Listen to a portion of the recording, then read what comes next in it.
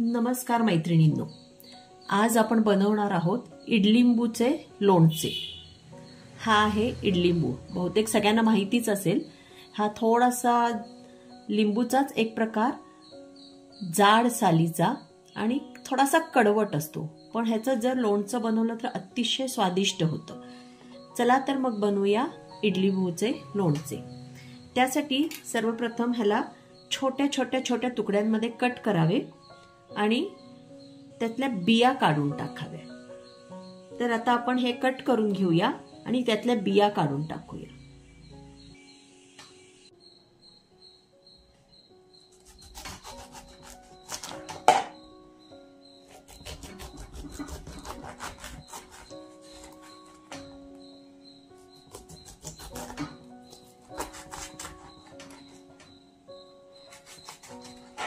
असं थोडंसं साइडनं चिरत गेलो तर आपोआपच बियांचा भाग मध्ये उरतो। आपले कष्ट थोडे कमी होतात बिया काढण्याचे। हे असे बिया मध्ये राहतात आणि आपण साइडनं कट करतो। त्याच्यानंतर अशा थोड्या राहिलेल्या बिया काढून टाकायच्या। जर बिया राहिल्या तर हा अजून थोडासा कडवट बनतो। त्यासाठी या सगळ्या बिया काढून मगच बारीक चिरून घ्यायचं। हे अशा रीतीने याचे छोटे छोटे तुकडे करून घेतले आहेत। यासाठी चाकू थोडासा जाड वापरावा, धारदार वापरावा, म्हणजे त्याचा रस बाहेर पडत नाही।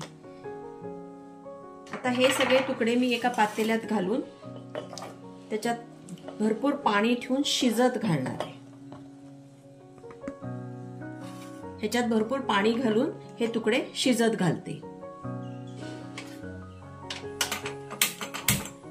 आता आपण हे पाणी घातलेले फोडी शिजत ठेवूया। हे खूप शिजवून घ्यायचं। शिजल्यानंतर यातलं पाणी काढून टाकायचं, परत एकदा पाणी घालायचं आणि परत शिजवून घ्यायचं, परत ते पाणी काढून टाकायचं। जर तुम्हाला वाटत असेल की पाणी सगळं असं शिजवून काढल्यावर त्याच्यात उरणार काय, पण नाही, त्यातला गर राहतो, त्या सालीमध्ये जो कडवटपणा असतो तो तेवढा निघून जातो। आता हे शिजवून घेते दोनदा आणि दोनदा पाणी टाकून देते, त्याच्यानंतर आपण पुढचा बघूया। हे बघा, हे अशा रीतीने आता उकळत आहे। आता हे मी ह्याच्या वरचं पाणी सगळं काढून टाकणार आणि परत एकदा पाणी घालून शिजायला ठेवणार।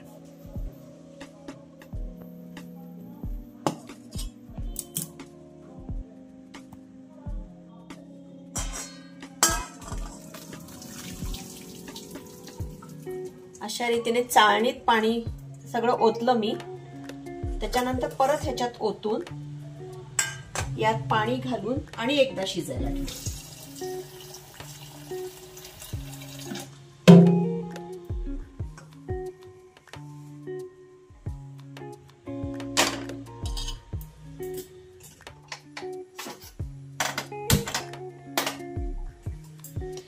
आता हे आणि एकदा शिजायला ठेवलेलं आहे परत दुसऱ्यांदा। हे आता शिजून होईपर्यंत बघूया आपण ह्यासाठी साहित्य काय काय हवे। तर आपण आता यासाठी लागणारं साहित्य बघू। हे मोहरी, तीळ आणि जिरे हे फोडणीसाठी घेतले। गूळ थोडासा जास्त लागतो याच्यासाठी। तिखट, मीठ, इथे मोठे मीठ असेल तर जास्त चांगलं, माझ्याकडे सध्या नसल्यामुळे मी बारीक मीठ घेते। हिंग, हळद, जिरे पावडर, मोहरी पावडर आणि मेथी पावडर, या थोड्या थोड्या गोष्टी। मेथी पावडर थोडी घ्यायची, ऑलरेडी ते कडवट असल्यामुळे मेथी थोडीशी कमी घ्यायची। बाकीचं हे छोट्या छोट्या प्रमाणात, ते आपण एक इडलिंबू आपण करतोय त्यासाठी मी हा एवढा प्रकार घेतलेला आहे। साहित्य एवढं घ्यायचं। आता हे दुसऱ्यांदा पाणी घालून मी शिजवलंय। हे आता बघायचं शिजलंय का नाही। ह्या साली जरा अशा शिजलेल्या दिसतात, हाताला दाबल्या तर कट होऊ शकतात। तर आता हे पण पाणी काढायचं।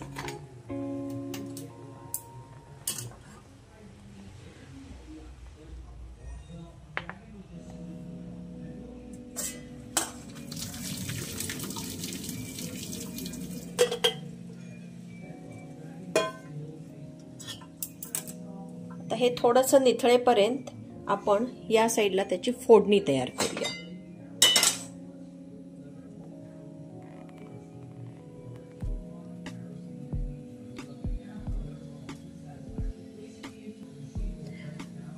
आता या फोडणीसाठी थोडंसं जास्त तेल घालायचं.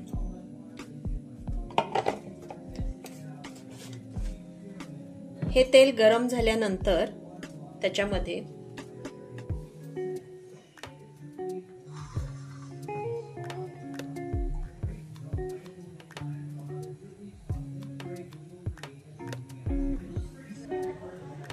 यामध्ये सर्वप्रथम हिंग घालून घेतला आणि मोहरीची फोडणी दिली. त्याच्यानंतर हे आपण निथळून घेतलेले लिंबू घालायचे आणि हे जे बाकीचं साहित्य आपण घेतलेलं आहे ते सगळं टाकायचं.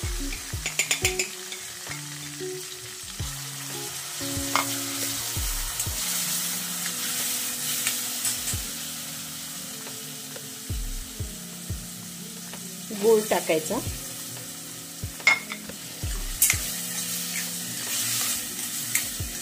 हे आता असं शिजू द्यायचं. या गुळाचा पाक तयार होतो, त्याच्यानंतर बंद करायचं. हे गूळ वितळून त्याचा पाक तयार झाल्यानंतर ते आपण बंद करायचे.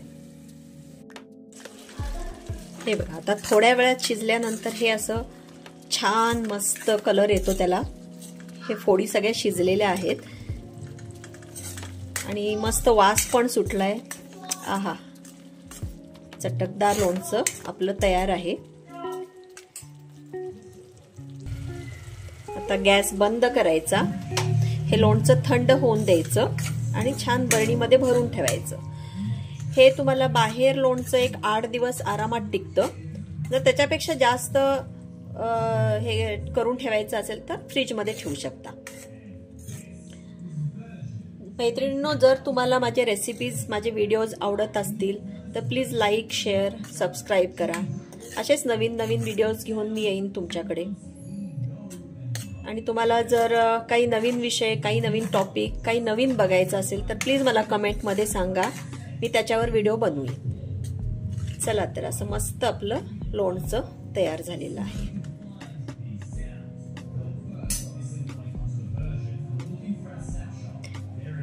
करून बघा. आवडल्यानंतर मला कमेंट करून नक्की सांगा कसं झालंय. थँक्यू.